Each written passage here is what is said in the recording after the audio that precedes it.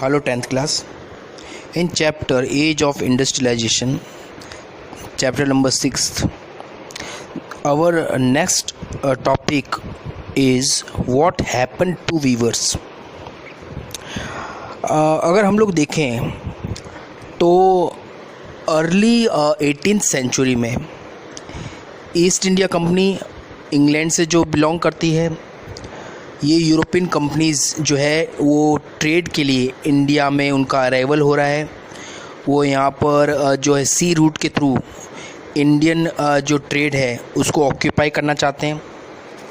और इस time period तक इंडिया जो है अपने टेक्सटाइल में पूरे वर्ल्ड लेवल पे एक सुप्रीम पावर के तौर पे था।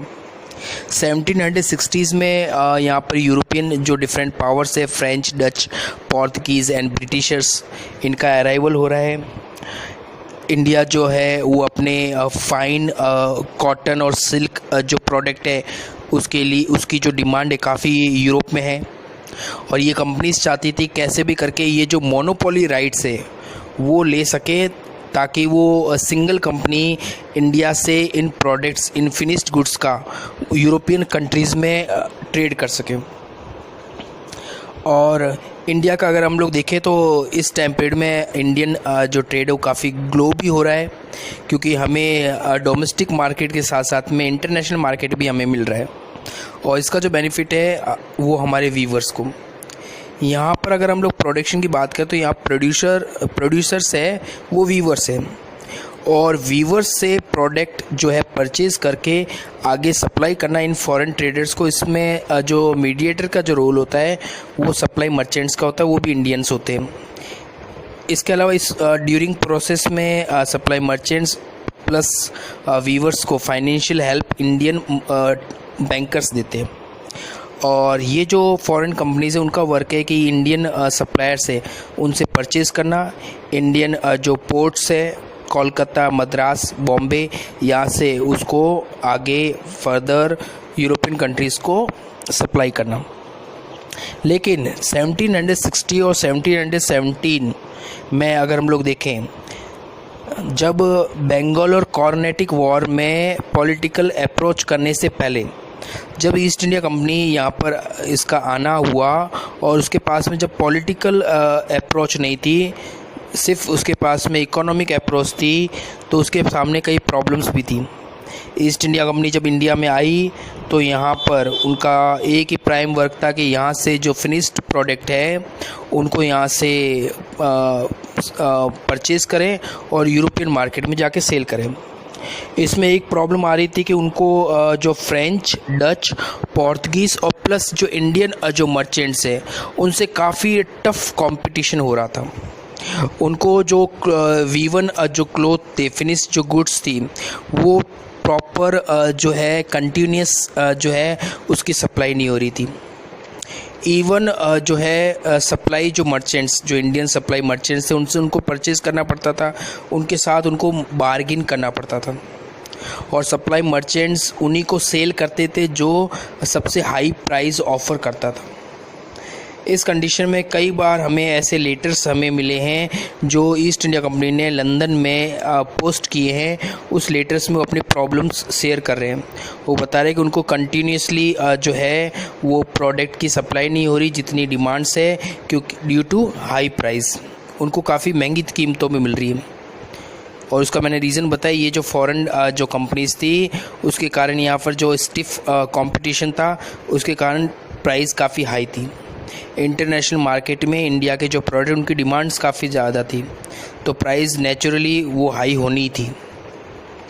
लेकिन 1770s के बाद में, 1770s के बाद में जब ईस्ट इंडिया कंपनी ने बंगाल में, फर्स्टली बंगाल में battle of Plassey and battle of Buxar के बाद में यहाँ पर पॉलिटिकल जो है पावर्स हासिल कर ली, और देन उसके बाद में साउथ की तरफ जो सेकंड सबसे इम्पोर्टेंट फ्रेंच जो और इंडियन कोलैबोरेशन था, टीपू सुल्तान एंड हैदर अली, और ये 3 कार्नेटिक वॉर में आखिर ये विनर रहे ईस्ट इंडिया कंपनी।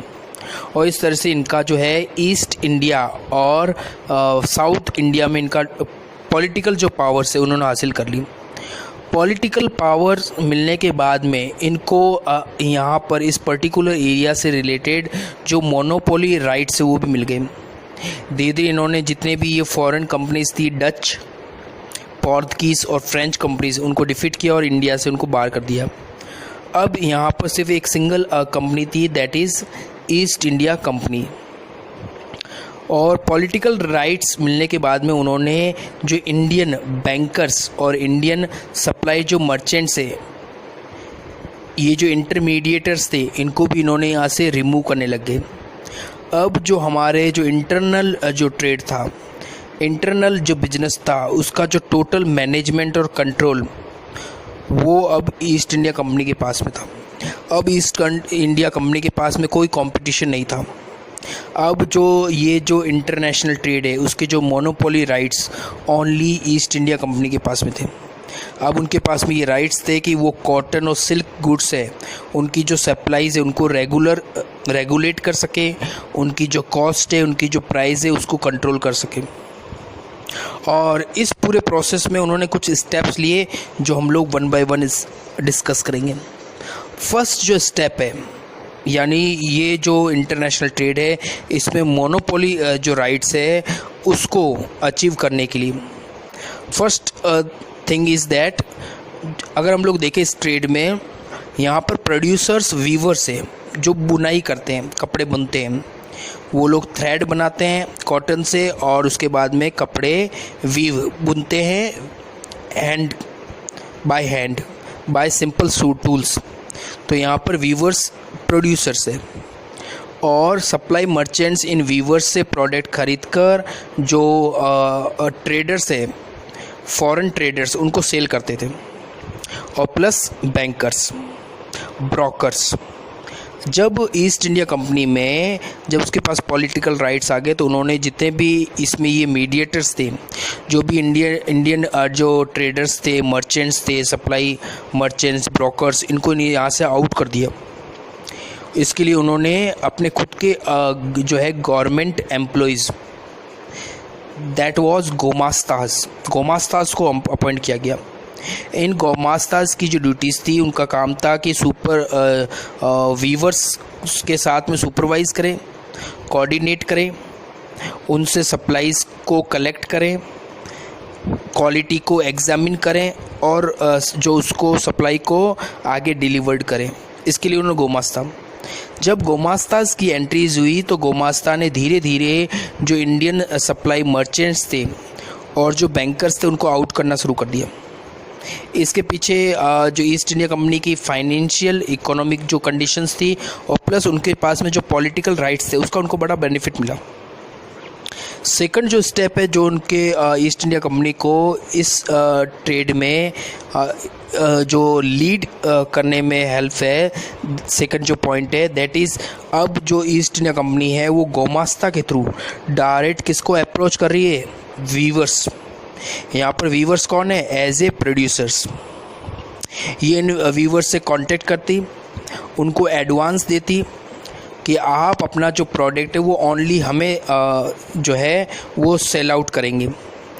एडवांस लेने से ये हो गया कि आपके जो वीवर्स है वो एक बार बुक हो गए।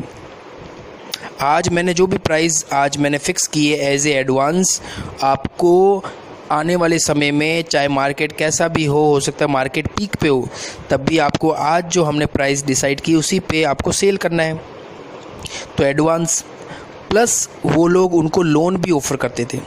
अगर वीवर्स है उनको रॉ मटेरियल परचेज़ करना है, लेबर वगैरह हैं, दूसरा जो प्रोडक्शन जो है ड्यूरिंग प्रोडक्शन जो भी जो रिक्वायरमेंट है उसके लिए लोन भी। तो इससे ये फ़ायदा हुआ कंपनी को कि कंपनी के जो सरप्लस जो अमाउंट थी, सरप्लस जो मनी है उसको एज ए लोन प्रोवाइड किया जाने लग गया। लोन से उनको क्या मिलने लग गया? इंटरेस्ट। यानी एडवांस के थ्रू उनकी बुकिंग हो गई, यानी अब सिर्फ प्रोडक्ट आपके पास हो गया। अब आपके पास एंश्योरिटी होगी कि इतना आपको सप्लाई होगी और लोन के थ्रू आपको इंटरेस्ट रेट भी मिल रहा है। इससे ये हुआ कि इससे उन्होंने उनके जो कॉम्पिटिटर थे इंडिया में, एक तो होते सप्लाई मर्चेंट्स, जो इंडियन सप्लाई मर्चेंट्स वो आउट हो गए एडवांसेस के कारण। अब इन्होंने एडवांस देना शुरू कर दिया, वीवर्स इनके साथ बुक हो गए, इंगेज्ड हो गए ईस्ट इंडिया कंपनी से। इससे धीरे धीरे जो इंडियन जो सप्लाई मर्चेंट्स थे उनका रोल ख़त्म हो गया। अब ईस्ट इंडिया कंपनी खुद डायरेक्ट लोन प्रोवाइड कर रही है। अब वीवर्स डायरेक्ट उनकी जो भी रिक्वायरमेंट है डोमेस्टिक प्लस प्रोडक्शन से रिलेटेड, वो किससे लोन ले रही है? कंपनी से। इससे जो इंडियन जो बैंकर्स थे, इंडियन जो मर्चेंट्स और बनिए वगैरह थे, वो आउट हो गए, उनका रोल ख़त्म हो गया। अब उनके पास में जो सरप्लस मनी था उसका यूज़ ख़त्म हो चुका था। सेकंड अगर हम लोग ये देखें, और अगर आप लोन और एडवांस ले सकते हैं, ले चुके हैं, उसके बाद में जब आपका प्रोडक्ट रेडी है, आपको लगता है अभी मार्केट में प्राइस हाई है, तब भी आप कंपनी के साथ बार्गेनिंग नहीं कर सकते हो। ये किसका लॉस है? वीवर्स का। उनको जो भी अर्ली जो स्टेजेस है उस पे जो भी प्राइस फिक्स की गई थी उसी पे बेचना है। तो इस तरह से अगर हम लोग देखें तो इस मार्केट में ईस्ट इंडिया कंपनी ने गोमास्तास के थ्रू इंडियन जो मार्केट है उसको कैप्चर कर लिया। और जो हमारे वीवर्स थे उनके पास में उनके जो ऑप्शंस थे वो अब एंड हो चुके थे, उनके पास कोई ऑप्शन नहीं था।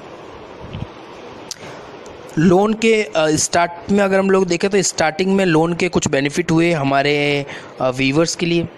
अब लोन मिलने लग गया, इजी जो है कोलेक्ट्रल पे, इजी जो है कंडीशन पे। तो अब उन्होंने अपने जो प्रोडक्शन है, अपने जो टेक्सटाइल जो प्रोडक्शन, उसको एक्सपेंड करना शुरू किया। उन्होंने एडवांस लिया और एडवांस और लोन लिया कि ताकि वो अपनी अर्निंग को इम्प्रूव कर सकें। अब जो वीवर फैमिलीज थी उसके जो भी मेंबर्स थे फैमिली में, मींस मान लो फॉर एग्जांपल 8 मेंबर्स है, 8 मेंबर्स अब जो है इस प्रोडक्शन में इन्वॉल्व हो गए, यानी अब फुल जॉब मिलने लग गया। इवन इससे पहले अगर हम लोग देखें तो ये वीवर्स थे, इनके स्मॉल प्लॉट यानी स्मॉल फील्ड्स थे।